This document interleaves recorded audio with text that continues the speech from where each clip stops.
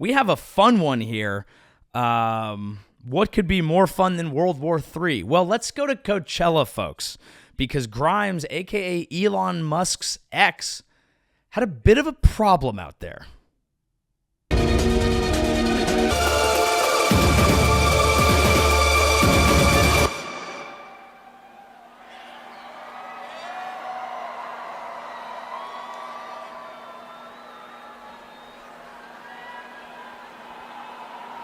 This is a difficult thing to explain, but we're having a major technical error where all the song tempos are double speed, and I have not practiced the math because I'm not fast at math.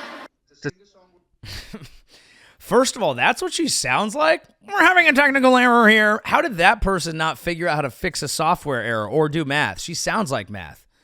Bitch, you named your child a number. Do the math. You're skilled at math? You're not skilled at math? You named your kid a number! What are we doing, folks? If you don't know, Grimes, Elon Musk's baby mama, or one of 1,000, I don't fucking know. Dude's, whatever, playing a historic game of hide the salami. Well, she was at Coachella this last weekend and had a bit of a technical issue. As you just saw, she was DJing, and she fucked it up. Now, there's a few angles that I want to take here, okay? Because I know some of you don't care about electronic music. I like it. Some of you don't care about Coachella. I love it. 8 years in a row, one of the best to ever do it. People say one of the greats. Haven't been back in a few years. Will I be coming out of retirement next year? Yeah, I think so. There's only so many more years left that I can even have serotonin replenishment as part of my little puzzle. So I think now's the time before it gets worse. Going to Coachella is a magical time. It's a beautiful time. A lot of you are like, ugh, that's gross. I could never not shower for a few days. I could never sleep there. I don't want those crowds. I don't like that music. Well, enjoy your fucking book. Okay? Some of us like to rage. It's okay. I'm not passing judgment on it. Some of us don't. That's okay. You're allowed to think we're degenerates, and we're allowed to think you're losers. That's how the world works. I don't begrudge anyone for doing their thing, but my thing is better for now. And then when I get old, like, I think my whole thing is that when I get old, which tends to happen every day, when I get old, I just want to look back and be like, boy, we sure did it. I don't want to be like 60 and like, how do I get back out there? You know, and maybe I will. When you see an old guy who's still getting it, that's kind of fun, kind of weird, kind of fun, kind of weird. Do your thing, find your thing. I think I'll golf. But what I find interesting is, here's what I want. Sorry. Here's what I actually want is when I'm old, I want to describe my previous life the way alcoholics and drug addicts do at like a AA meeting, you know, where they talk so, they're like, hey, I could never do it again. I'm done. Like, it's bad. It ruined my life. I can't handle it. You know, God bless, whatever. But then like then they like really want to talk about it. They're like, oh, we used to take acid and go pretend we were sucking Ronald McDonald's dick in the playhouse. And like, you don't even know about that. And I'm like, I don't. I sure don't. But good for you. You know, that's why I think things like Coachella are important. Like, I don't want to ever get to the point where I can't indulge in things anymore, where I feel like I'm addicted. But I do want to get to the point where I feel like I left it all out on the field. You know, I don't want to be giving my Hall of Fame speech as a partier going, I wish I could still do it. I want to just be like, I did it. Fucking raged. There's a great, there's a comic, fun comic, Sandra Risser, Bay Area comic, great gal. I imagine still doing it. I haven't seen her in a while, but when I was coming up, we would be doing open mics, and she would come up. She was significantly older. I was in my 20s. I would say she was in the high 70, low 80 range, but I don't know that for a fact. I'm just basing it off of her act. Okay, if I misjudged that, I apologize. She had shakes at the time, and I think she fixed them, but she would come up and she would just be like, you know, we went to the first music festival. We went skinny dipping in the woods, boy. And I was like, yes! That's what I want to hear. Those are the stories that I want to hear. I've been fortunate. I've grown up in a great time. My grandfather, his war stories were war stories. He would actually tell me about war and going over and doing war, and those were great stories. My war stories are going to be a little different. I'll be like, we were on acid and our tent blew over at Coachella.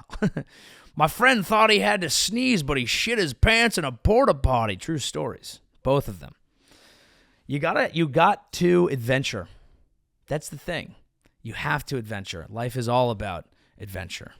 Maybe that's what this show is actually about. I thought this episode was going to be about the forces on the ground, grappling with reality, okay, realizing that everyone's playing a game and you got to play the game and understand it, and you can't just react emotionally to things. No, it's about the great adventure. And maybe that's what Iran was doing. Maybe they saddled up 300 drones and said, let's have a fly.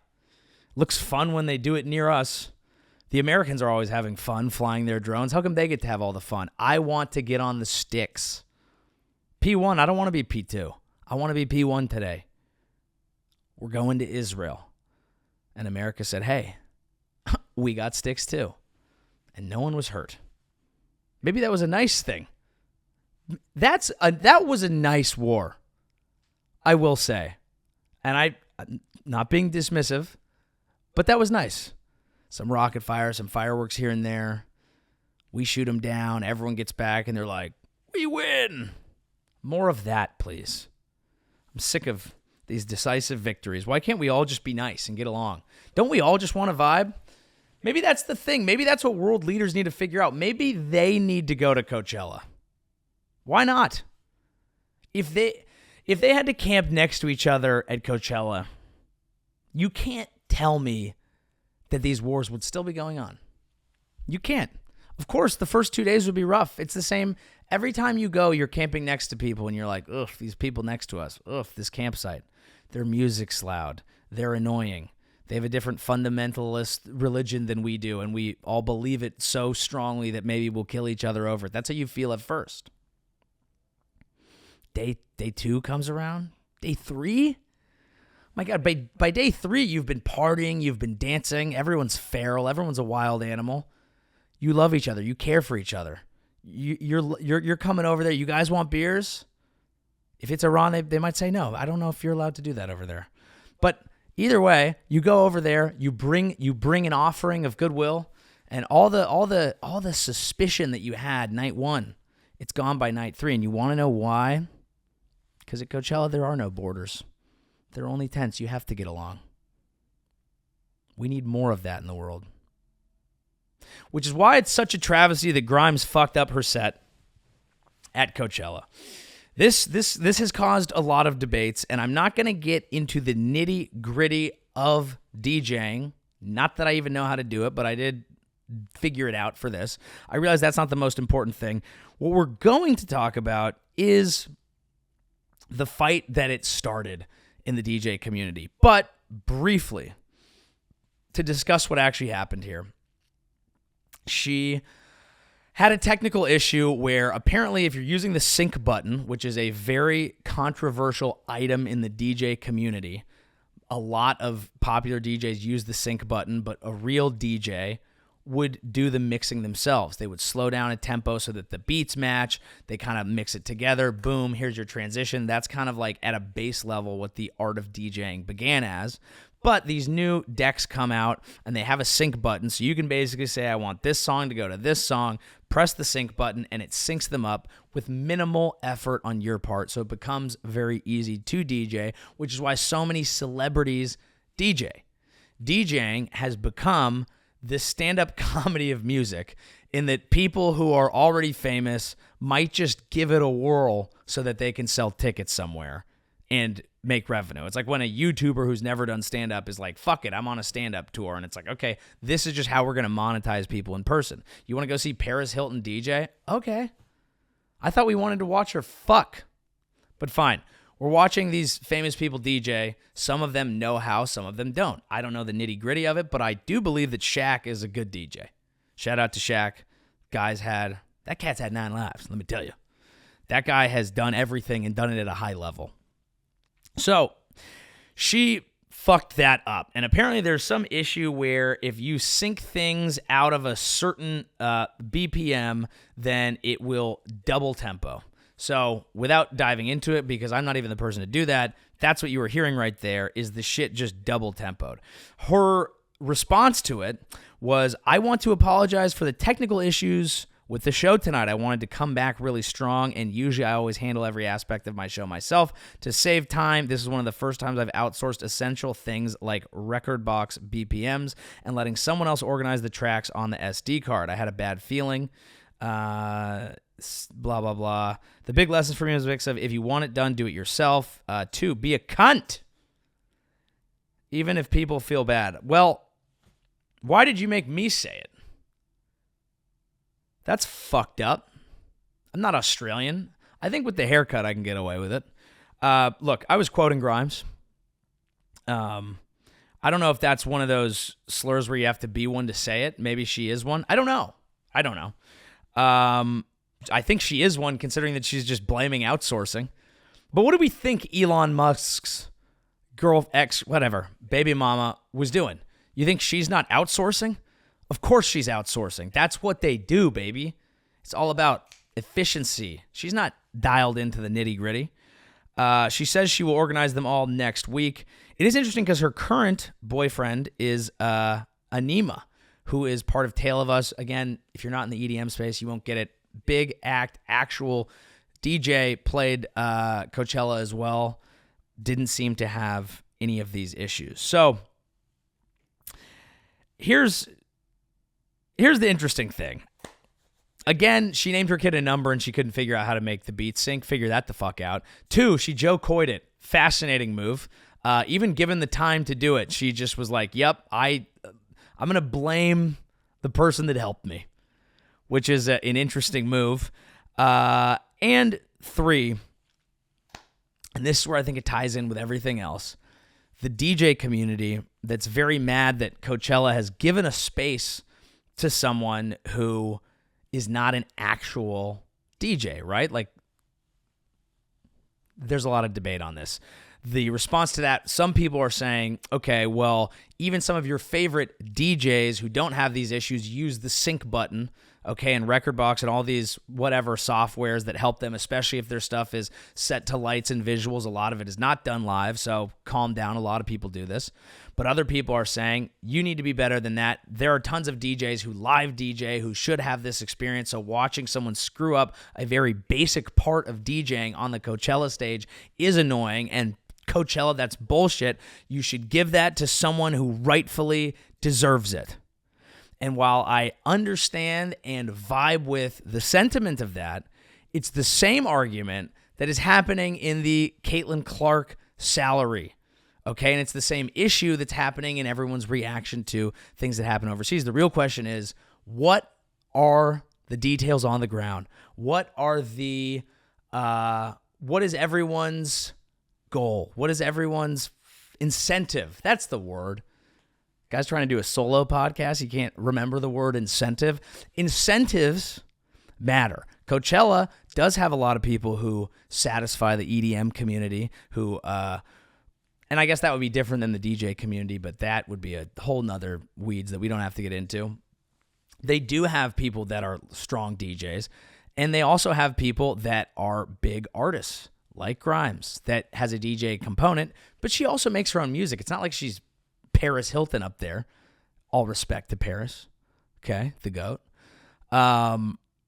But it's basically, look, the reason that they book people that are not all deep in the DJing world is because those are the shows people want to see.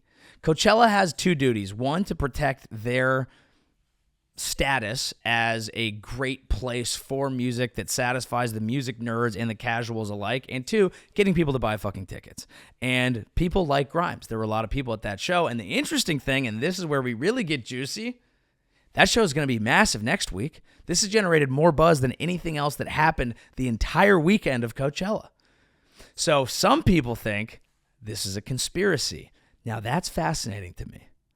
Okay, I tend not to think that people who work really hard on their craft would want to intentionally fuck something up and be made to look a fool in front of everyone, especially when they do care about this, which she does seem to. But also, hey, she's tight with Elon. She knows how to She has her thoughts about the media. She knows how to play it. She knows what she's doing. She's a bit of a performance artist. She posted her apology on X, helping Dada out. Could she be fucking all this up? It's a surprisingly novice move for someone who has played as many shows as her. And her excuse is, I let someone else do the work for me. That's interesting. Okay. I think that's going to do it for Hold Up. I just got a news report that happened as I was about to wrap up the news sports culture segment here. Elon Musk has a daughter, has a child named X. I didn't know that. I was just talking about Elon on X. Dude, the fucking machines are listening to us. Lil X has become both prop and emotional support human. Oh, I see. This is X is short for XAEA12.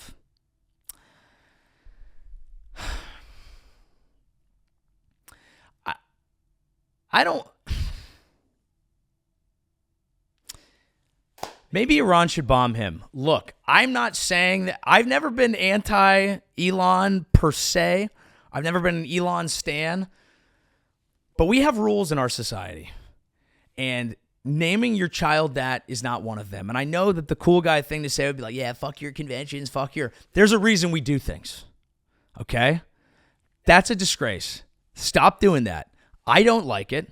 Okay? And all this distraction, all this, every time a goddamn teacher's like, sorry, you guys invented a letter. What am I supposed to type your child's name in when I'm doing the goddamn report cards? Maybe if Grimes was more focused on doing her actual fucking job instead of dealing with that bullshit that was brought on by both of them, I assume that's their kid, this shit wouldn't happen. Figure it the fuck out. I thought Coachella, like I said, I think Coachella has the power to heal people. Maybe we bring all the world leaders there, we sit them down.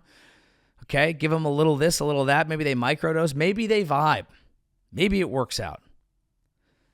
But Grimes was there, and it didn't seem to fix her, did it? Okay, well, I've had about enough of that.